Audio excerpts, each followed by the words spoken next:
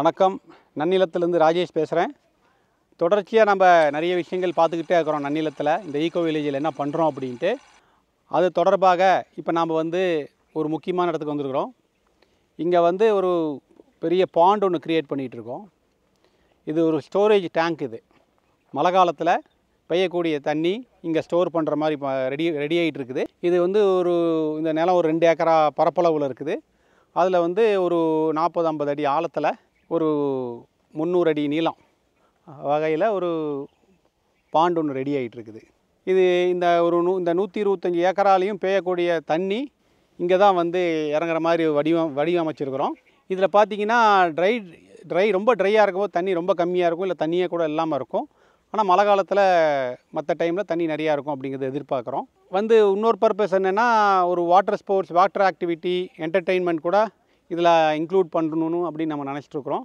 அது ஒரு முக்கியமான காரணம் இந்த பாண்டை ரெடி பண்ணுறதுக்கு. ஃபஸ்ட்டு என்ன பண்ணோம் அப்படின்னா, இது ஆரம்ப காலத்தில் இந்த நிலம் வாங்கின உடனேயே ஃபஸ்ட்டு பண்ணது ஒரு வாட்டர் சர்வே தான் பண்ணோம். ஒரு சேட்டிலைட் மூலிமாவும் கிரவுண்ட் லெவல்லையும் அண்டர் த கிரவுண்டுக்கு அபோவ் த கிரவுண்ட் எப்படி தண்ணி ஓடுது, கிரவுண்டுக்கு அடியில் தண்ணி எப்படி இருக்குது அப்படிங்கிறதெல்லாம் ஸ்டடி பண்ணி இப்போ பண்ணியிருக்கக்கூடிய இடம் பாறை, 2வது ட்ரை ஏரியா அப்படின்ட்டு இந்த இடத்துல தண்ணி கிடைக்காது அப்படிங்கிற ஏரியாவில் தான் இது பாண்டை போட்டிருக்குறோம். ஏன்னா இவ்வளோ பெரிய பாண்டில் தண்ணியை நிலத்தடி நீரை இருக்கிற இடத்துல போட்டு அது ஆவியாக வெளியில் போகிறதுக்கு நாங்கள் விருப்பப்படல. அதனால் இங்கே என்ன பண்ணியிருக்கோம்னா, ட்ரையான ஏரியாவில் வெட்டி ஸ்டோரேஜ் டேங்காக யூஸ் பண்ணிக்கிட்டு இருக்க போகிறோம். இன்னும் மற்ற இடத்துல எங்களுக்கு தண்ணி இருக்கக்கூடிய இடங்கள் இருக்குது. அங்கே போர்வெல்லோ இல்லை சின்ன கிணறோ போடலான்ட்டு இருக்கிறோம். பட் இது இவ்வளோ பெரிய இடமா இருக்கிறதுனால ட்ரை ஏரியாவாக செலக்ட் பண்ணிக்கிறோம். ஸோ சேட்டிலைட் இமேஜ் மூலிமா செலக்ட் பண்ணி அந்த இடம் ஸ்பாட் பண்ணி இந்த பாண்டை வெட்டிக்கிட்டு இருக்கோம்னு வச்சுக்கோங்களேன். ஸோ இது ப்ரோக்ரஸ் எப்படி ஆகுதுன்னு பார்த்துக்கிட்டு வரக்கூடிய வீடியோஸில் இது நாங்கள் கவர் பண்ணுறோம். அதே மாதிரி இதுக்கு மேல் பக்கம் இங்கே ஒரு நேச்சுரல் ஸ்விம்மிங் பூல் ரெடி பண்ணுறோம். இது ஒரு 3 அடியிலேருந்து 4 அடி ஆழம்தான் இருக்கும். ஒரு 30-40 அடி நீளம், ஒரு 20 அடி அகலத்தில் ஒரு நேச்சுரல் பூல் இருக்க போது. இந்த பூல் இன்னும் நாங்கள் வேலை ஆரம்பிக்கலை, பட் இந்த இடத்துல தான் பண்ண போகிறோம் நாங்கள். இது பயோ பூலாக இருக்கும்.